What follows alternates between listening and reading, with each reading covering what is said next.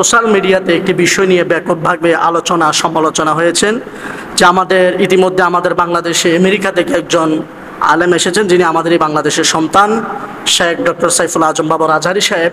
উনি নামাজের গুরুত্ব বুঝাতে গিয়ে, নামাজের যে ফজিলত বুঝাতে গিয়েছে, নামাজের তারতিব গুরুত্ব বুঝাতে গিয়ে উনি কিছুদিন আগে সোহাদায়ে কারবালার মাহফিলে ঐতিহ্যবাহী মেজবান্ডার দরবার শরীফ উনি একটা বক্তব্য দিয়েছে। আপনারা পীর সাহেবের কাছে মুরিদ হয়েছেন, যদি নামাজ না পড়েন, রোজা না রাখেন, আপনি কিভাবে ভাবলেন যে আপনার পীর সাহেব আপনাকে তরাবে? কিভাবে আপনি বুঝলেন যে আপনার পীর সাহেব আপনি নামাজ রোজা বেশরিয়তি ফাহশা কাজে ইনভলভ থাকলে, যুক্ত থাকলে আপনাকে আপনার পীর সাহেব জান্নাতে নেবে?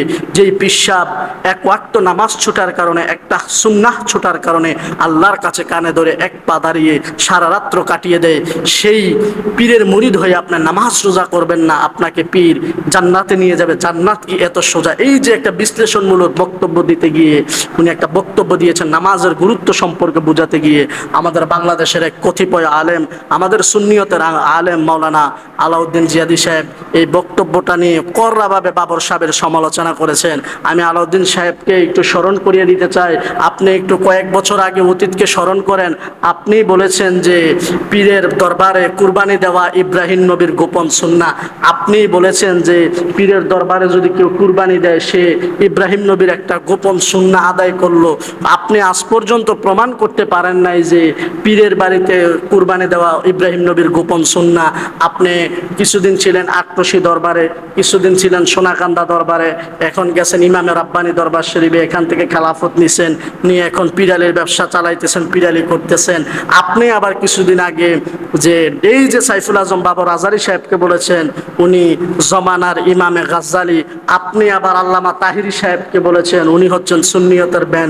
আপনি আবার বলেছেন যে এই গিয়াসউদ্দিন তাহিরি সাহেবের সাথে আমার মাহফিল করতে ইচ্ছা হয় না, উনার শ্রোতাগুলো এলোমেলো। আপনি বলেছেন যে আল্লামা তাহিরি সাহেব যদি আরো 100 বার জন্ম নেয়, আমি আলাউদ্দিন জিহাদের সমান হইতে পারবে না।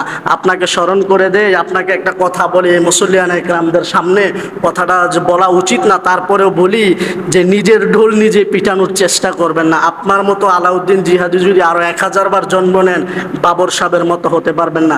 আপনি তো শুধু আওয়াজ করে সুন্নিয়তের প্রচার করতে চান, নিজের পণ্ডিতি জাহির করতে চান। আপনি স্কুল কলেজ ইউনিভার্সিটির ছেলেদেরকে জিগান সুন্নিয়ত মানে ভণ্ডামি বুঝে। আপনাদের মতো কিছু উগ্র লোকেদের কারণে সুন্নিয়ত মানে ভণ্ডামি, এই যে সুন্নিয়ত মানে পীর পূজারি, সুন্নিয়ত মানে মাজার পূজারি, এই যে আমাদেরকে ট্যাগ লাগায় আপনাদের মতো কিছু আলেমদের কারণে। এই যে আজকে যে ইয়াং জেনারেশন সুন্নি হচ্ছেন, এই যে স্কুল কলেজ ইউনিভার্সিটির ছেলেরা এই সাইফুল আজম বাবর আজহারী সাহেবের ওয়াজ শুনে আপনি সেই বাবর আজহারী সাহেবকে নিয়ে সমালোচনা করেন। আপনি বাবর সাহেবের জায়গায় যাইতে আরো 1000 বছর যদি আপনি জীবিত থাকেন বা 1000 বছর খ্যাদমত করেন, বাবর আজহারী সাহেবের খ্যাদমতের মতো আপনার খ্যাদমত হবে না। সো আমি আপনাকে বলবো, আপনি আমার বড় ভাই শ্রদ্ধার সাথে বলবো, কয়েকদিন মুফতি গিয়াসউদ্দিন তাহিরিকে নিয়ে, কয়েকদিন তারপরে সাইফুল আজম বাবর আজহারকে নিয়ে, কয়েকদিন উমুক আলেমকে নিয়ে, কয়েকদিন তমুক আলেমদেরকে নিয়ে ভাইরাল হওয়ার জন্য, ট্রেন্ডিংয়ে থাকার জন্য, আলোচনা থাকার জন্য এগুলো করবেন। এগুলো করবেন না, এগুলো কোনো হক্কানি রাব্বানি আলেমের বৈশিষ্ট্য না। কথা বলেন ঠিক কিনা? আল্লাহ পাক রব্বুল আলামিন আমাদের সকলকে কবুল করুক।